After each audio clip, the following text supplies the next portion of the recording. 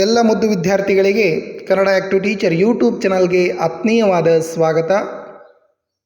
ಅದರಂತೆ ತಮ್ಮೆಲ್ಲರಿಗೂ ಗಣರಾಜ್ಯೋತ್ಸವದ ಹಾರ್ದಿಕ ಶುಭಾಶಯಗಳು. ಪ್ರಿಯ ವಿದ್ಯಾರ್ಥಿಗಳೇ, ಇವತ್ತಿನ ಈ ಒಂದು ವಿಡಿಯೋದಲ್ಲಿ ನಾವು ಕೇವಲ 2 ಮತ್ತು 3ನೇ ತರಗತಿಯ ಮುದ್ದು ವಿದ್ಯಾರ್ಥಿಗಳಿಗಾಗಿ ಕೇವಲ 8 ಸಾಲಿನ ಭಾಷಣವನ್ನು ನಾವು ಮಾಡಲಿದ್ದೇವೆ. ನನ್ನ ಹೆಸರು ಪ್ರೀತಮ್. ಇಂದು 76ನೇ ಗಣರಾಜ್ಯೋತ್ಸವ. ಮೊದಲಿಗೆ ಎಲ್ಲರಿಗೂ ಗಣರಾಜ್ಯೋತ್ಸವದ ಶುಭಾಶಯಗಳು. ಗಣರಾಜ್ಯೋತ್ಸವವು ಭಾರತೀಯ ರಾಷ್ಟ್ರೀಯ ಹಬ್ಬವಾಗಿದೆ. ಈ ದಿನದಂದು ಭಾರತದ ಸಂವಿಧಾನವು 1950ರಲ್ಲಿ ಜಾರಿಗೆ ಬಂದಿತು. ಭಾರತವು ಈ ದಿನದಂದು ಜಾತ್ಯತೀತ ಮತ್ತು ಪ್ರಜಾಪ್ರಭುತ್ವ ರಾಷ್ಟ್ರವಾಯಿತು. ನಾವು ಯಾವಾಗಲೂ ನಮ್ಮ ಸಂವಿಧಾನವನ್ನು ಗೌರವಿಸಬೇಕು.